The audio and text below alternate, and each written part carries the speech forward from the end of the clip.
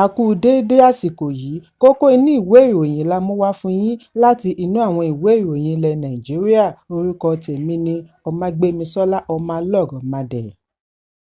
Ààrẹ àti alága iléeṣẹ́ Dangote Alhaji Aliko Dangote ti ké sí ìjọba àpapọ̀ kí ó fi òpin sí ìrànwọ́ epo pátápátá. Ó ní yíyọ ìrànwọ́ orí epo yóò pèsè àǹfààní àti mọ iye epo tí orílẹ̀-èdè ń lò, bí ó ti fìdí ẹ̀ múlẹ̀ wípé iléeṣẹ́ epo méjì ni ó ń retí ìpèsè epo ní oṣù tó ń bọ̀. Dangote ní epo tí òun ń pèsè láti iléeṣẹ́ ìfọpo ológun bílíọ̀nù dọ́là ní ìpínlẹ̀ Èkó yóò mú ìrọ̀rùn bá owó náírà nítorí iléeṣẹ́ yìí lè fọ epo rọ̀bì 650,000 barrel lójúmọ́. Níbi ìfọ̀rọ̀wánilẹ́nuwò lórí ẹ̀rọ amóhùnmáwòrán Bloomberg ní ìlú New York lánàá ni Dangote ti ní àsìkò ti tó láti fòpin sí ìrànwọ́ epo. Ó ní kò sí bí ìjọba ṣe fẹ́ mọ iye ìrànwọ́ tí wọ́n ń san, ṣùgbọ́n bí wọ́n bá fi òpin sí i tí wọ́n ń ra epo ní iléeṣẹ́ rẹ̀, kò ní sí ààyè fún màgòmágó pẹ̀lú owó ìjọba. Dangote ṣe ìrántí àwọn ìṣòro tí ó kojú lẹ́yìn ìṣíde kíkọ́ ibi ìfọpo rẹ̀ ní ọdún 2013. Ó ní ìdádúró ọdún 5 ni òun ní látàrí fàákàjà pẹ̀lú ìjọba ìpínlẹ̀ àti àwọn ará agbègbè tí ibi ìfọpo wà, pẹ̀lú owó yíyá tí iye rẹ̀ jẹ́ $2.4 billion. Ó ní inú òun dùn láti borí gbogbo ìpèníjà ọ̀hún. Ẹ̀kúnrẹ́rẹ́ ìròyìn wà nínú ìwé ìròyìn Punch tó jáde lónìí. Ìbẹ̀rùbojo bẹ́ sílẹ̀ lánàá bí apá kan ọkọ̀ òfurufú ti iléeṣẹ́ Peace Air ṣe pín ní ìlú Àbújá. Bí ọkọ̀ yìí ṣe balẹ̀ ní pápákọ̀ òfurufú Nnamdi Azikiwe ní apá yìí fọ́nká sílẹ̀, sí ìyàlẹ́nu èrò ọkọ̀ àti àwọn òṣìṣẹ́ pápákọ̀ tí ọ̀rọ̀ náà ṣojú wọn. Lára èrò tí ó wà nínú ọkọ̀ láti rí ajàfẹ́tọ̀ọ́ ọmọnìyàn Ọmọyẹlé Sowore tí ó ń rin ìrìn àjò lọ Àbújá.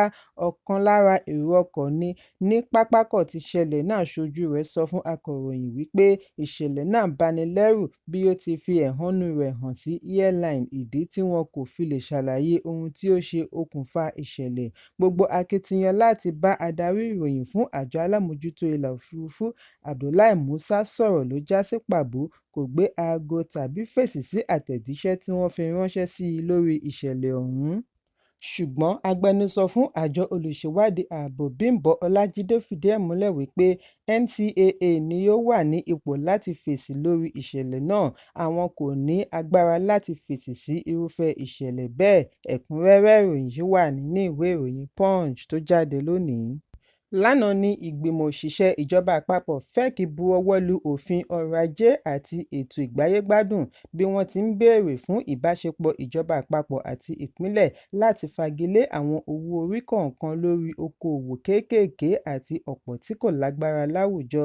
Lára àwọn owó orí tí wọ́n fagilé láti rí ìforúkọsílẹ̀ agbègbè iléeṣẹ́, iṣẹ́ ọ̀sìn àti káràkátà. Ìgbìmọ̀ buọwọ́ lu àbá yìí kí wọ́n sì fi ránṣẹ́ sí ilé ìgbìmọ̀. Níbi ìgbìmọ̀ tí ọ̀jọ̀gbọ́n lórí owó orí darí, Ọ̀gbẹ́ni Taiwo Oyèdélé, ni wọ́n ti gbé ìgbésẹ̀ láti ṣe ìgbélárugẹ kíkó ọjà lọ òkè òkun, àtúnṣe pàṣípààrọ̀ owó àti bẹ́ẹ̀ bẹ́ẹ̀ lọ. Bákan náà ni FEC buọwọ́ lu iṣẹ́ àkànṣe káàkiri orílẹ̀-èdè pẹ̀lú owó tí ó wọ ọ̀pọ̀lọpọ̀ bílíọ̀nù náírà. Mínísítà fún iṣẹ́ Dave Umahi ní Julius Berger ló ń ṣàmójútó iṣẹ́ àkànṣe ojúnà Àbújá sí Kano. Ó ti gba $740 billion. $155 billion ni wọ́n kọ́kọ́ pe owó rẹ̀ kí ìṣèjọba àná tó ṣe àtúnyẹ̀wò rẹ̀ sí $797 billion kí wọ́n tó tún wá ṣe àlékún rẹ̀ sí $1.5 trillion. Lára àwọn iṣẹ́ àkànṣe mìíràn tí wọ́n bu ọwọ́ lù láti rí àtúnṣe ojúnà Mararaba sí Kankara sí Funtua ní ìpínlẹ̀ Katsina, iṣẹ́ ojúnà Sokoto sí Badagry àti bẹ́ẹ̀ bẹ́ẹ̀ lọ. Bákan náà ni FEC bu ọwọ́ lu $100 bílíọ̀nù fún àṣeparí iṣẹ́ ojúnà Bodo sí Bonny ní ìpínlẹ̀ Rivers.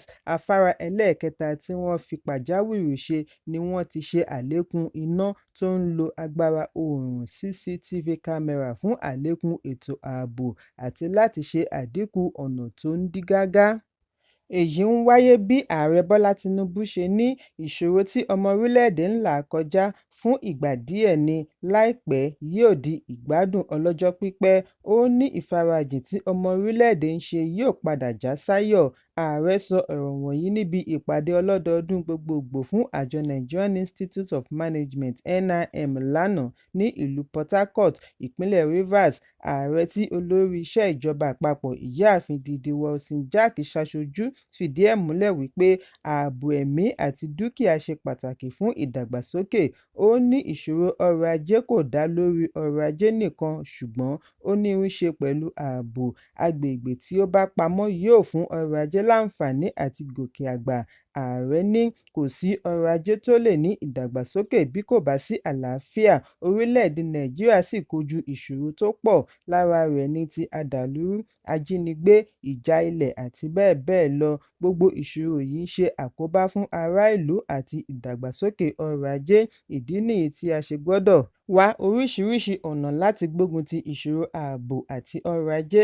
Bákan náà ni wọ́n ṣe àwáwí àwọn nǹkan tó ń fa ìṣòro ààbò bíi ìṣẹ́, àìsíṣẹ́, àìkàwétó.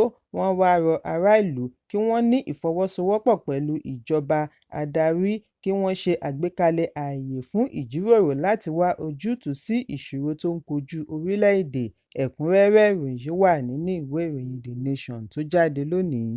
Kò tíì pé wákàtí 24 tí àjọ elétò ìdìbò INEC ṣe ìkéde Senator Monday Okpebholo láti ẹgbẹ́ òṣèlú All Progressives Congress (APC) gẹ́gẹ́ bí olúborí ìdìbò gómìnà tí ó wáyé ní ìpínlẹ̀ Edo, tí ẹgbẹ́ òṣèlú People's Democratic Party (PDP) fi lérí láti gba ilé-ẹjọ́ lọ láti rí ìbò wọn gbà padà. Ìgbésẹ̀ yìí ń wáyé lẹ́yìn ọjọ́ kejì tí ẹgbẹ́ ará ìlú Civil Society Group tí wọ́n ṣe àmójútó ètò ìdìbò Ìyágá Africa sọ wípé ètò ìdìbò ọ̀hún ní kọ́lọ́fín. Gẹ́gẹ́ bẹ́ẹ̀ ni àjọ Center for Democracy and Development (CDD) ṣe ń rọ INEC kí ó ṣe àtúnyẹ̀wò ẹ̀rọ IREV fún wọn láàrin àríyànjiyàn tó ń lọ lọ́wọ́.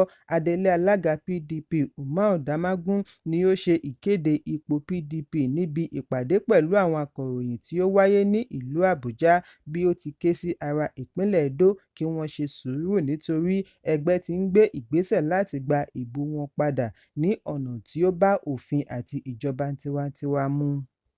Bákan náà ni olùdíje du ipò gómìnà láti ẹgbẹ́ òṣèlú Labour Olúmídé Àpáta náà sọ wípé òun ti fi èsì ìbò ránṣẹ́ sí àwọn agbẹjọ́rò fún àyẹ̀wò. Àbájáde yóò ṣe àgbékalẹ̀ ìgbésẹ̀ tí ó kàn. Alága àná fún ẹgbẹ́ òṣèlú PDP Ọmọọba Uche Secondus ti sọ wípé ó ṣeé ṣe kí ọdún 2027 má wáyé lágboolé òṣèlú nítorí ẹgbẹ́ tó ń darí lọ́wọ́lọ́wọ́, ẹgbẹ́ òṣèlú APC, ti ṣekú pa ìjọba tiwantiwa wọ́n sì ti sìn ín. Secondus sọ èyí nínú àtẹ̀jáde tí amúgbálẹ́gbẹ̀ẹ́ rẹ̀ Ike Amboyi bu ọwọ́ lù lónìí ní ìlú Àbújá. Secondus fi èyí fèsì sí àbájáde èsì ìdìbò gómìnà ọjọ́ Àbámẹ́ta. Ó ní ìdìbò ọ̀hún rí i dájú wípé gbogbo òfin ìdìbò ni wọ́n kọrí rẹ̀ sókè láti gbè lẹ́yìn ẹgbẹ́ òṣèlú APC ní dandan. Secondus ní àpẹẹrẹ fi ojú hàn wípé ẹgbẹ́ tó ń darí lọ́wọ́lọ́wọ́ wá láti wá ṣekú pa ìjọba tiwantiwa lórílẹ̀-èdè. Alága PDP àná ṣe àpèjúwe ètò ìdìbò ọjọ́ Àbámẹ́ta ní ìdìbò jìbìtì láìbìkítà fún ìlànà òfin àti ìbọ̀wọ̀ fún àwọn olùdìbò.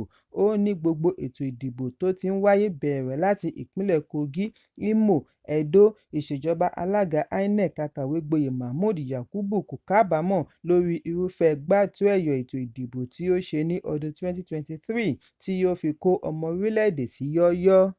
Secondus tẹ̀síwájú wípé kí wọ́n wo bí aláìnítìjú alága APC Abdullahi Ganduje ṣe tún halẹ̀ wípé ètò ìdìbò ìpínlẹ̀ Edo ni àwọn yóò lò fún ìdìbò gómìnà tó ń bọ̀ lọ́nà ní ìpínlẹ̀ Ondo àti Anambra.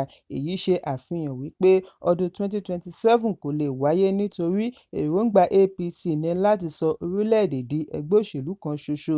Ó ní ìdùnnú ibẹ̀ ní àǹfààní ìjọba tiwantiwa láti mú kí ẹgbẹ́ alátakò máa ké gbàjarè láti yẹ APC lọ́wọ́ wò. Àìjẹ́ bẹ́ẹ̀, APC ìbá ti sọ orílẹ̀-èdè di ẹni ilẹ̀. Ní báyìí, orílẹ̀-èdè ti jókòó sórí ẹ̀tún ìbọn látàrí màgòmágó nídìí ìbò. Bí ètò ìdìbò ìpínlẹ̀ Edo bá ti lè fẹsẹ̀ múlẹ̀, yóò ṣòro láti tẹ̀síwájú pẹ̀lú ètò ìdìbò lórílẹ̀-èdè. Ẹ̀kúnrẹ́rẹ́ ìròyìn wà nínú ìwé ìròyìn Vanguard tó jáde lónìí. Ìlúmọ̀ọ́ká olórin Charlie Boy ti bu ọlá fún olóògbé bàbá rẹ̀ adájọ́ Chukwudifo Òkúta pẹ̀lú ọ̀rọ̀ ìkíní fún ọjọ́ ìbí lẹ́yìn ìpapòdà posthumous birthday. Lórí ẹ̀rọ abánidọ́rẹ̀ẹ́ Instagram ni Charlie Boy ti kọ ọ̀rọ̀ dídùn láti fi ṣe ìrántí olóògbé bí ó ti rántí ipa tí bàbá rẹ̀ kó àti ìfẹ́ rẹ̀ tí ó le. Ó ní òun nífẹ̀ẹ́ rẹ̀ bí òun ti ń ṣe àfẹ́rí rẹ̀, pàápàá jùlọ fún ọjọ́ ìbí rẹ̀ pàtàkì. Òun dúpẹ́ lọ́wọ́ rẹ̀ fún ìtọ́ni. Ó ní bí kì í bá ṣe ọ̀nà tí ó le tí bàbá òun mú òun gbà, òun ìbá ti sọnù. Èrè ni ó jẹ́ fún ìjọba ọ̀run. Òun kò lè gbàgbé gbogbo ohun tí ó ṣe fún un pẹ̀lú àwọn àbúrò rẹ̀. Orúkọ rẹ̀ kò lè parun láíláí. Ìyẹn dá àwọn lójú láti ṣe àmójútó. Ẹ̀kúnrẹ́rẹ́ ìròyìn yìí wà nínú ìwé ìròyìn The Nation tó jáde lónìí. Ìlúmọ̀ọ́ká olórin ẹ̀sìn Islam Rukayat Gawat Oyefeso ti di olóògbé. Gawat Oyefeso ni a gbọ́ wípé ó di olóògbé lówùúrọ̀ kùtù òní ọjọ́ Ìṣẹ́gun, bí ó tilẹ̀ jẹ́ wípé ẹnikẹ́ni kò tíì mọ ohun tí ó ṣe okùnfà ikú rẹ̀. Amúgbálẹ́gbẹ̀ẹ́ gómìnà ìpínlẹ̀ Èkó Babájídé Sanwó-Olú, Jubril Gawat tí í ṣe ẹbí olóògbé ni ó dárò rẹ̀ lórí ẹ̀rọ abánidọ́rẹ̀ẹ́. Ó ní lótìítọ́ ọ̀dọ̀ Allah la ti wá, ọ̀dọ̀ rẹ̀ náà la ó padà sí. Bákan náà ni ìlúmọ̀ọ́ká ẹlẹ́sìn Ìsìláàmù tí ó fi ìlú Ìlọrin ṣebùgbé Àáfàá Àríbídésí Altaudeen Dáwà náà fi ìbánikẹ́dùn rẹ̀ hàn sí ẹbí olóògbé. Rukayat jẹ́ aya ọ̀jọ̀gbọ́n lórí ètò ìdójútòfò Alhaji Sakiru Oyefeso. Ó jẹ́ ọ̀kan lára àwọn aṣíwájú olórin Islam lórílẹ̀‐èdè. Ètò ìsìnkú rẹ̀ yóò wáyé nírọ̀lẹ́ òní. Ẹ̀kúnrẹ́rẹ́ ìròyìn yìí wà nínú ìwé ìròyìn Daily Trust tó jáde lónìí. Kókó inú ìwé ìròyìn tòní kò ní jù báyìí lọ. Ẹ pàdé mi ní ìrọ̀lẹ́ fún àkọ́tún ìròyìn. Kí a tó lọ, ẹ má ṣaláì fi àkíyèsí yín ránṣẹ́ kí ẹ sì bá wa subscribe sójú náà wa lórí YouTube kí kókó inú ìwé ìròyìn lè máa tẹ̀ yín lọ́wọ́ ní kíákíá.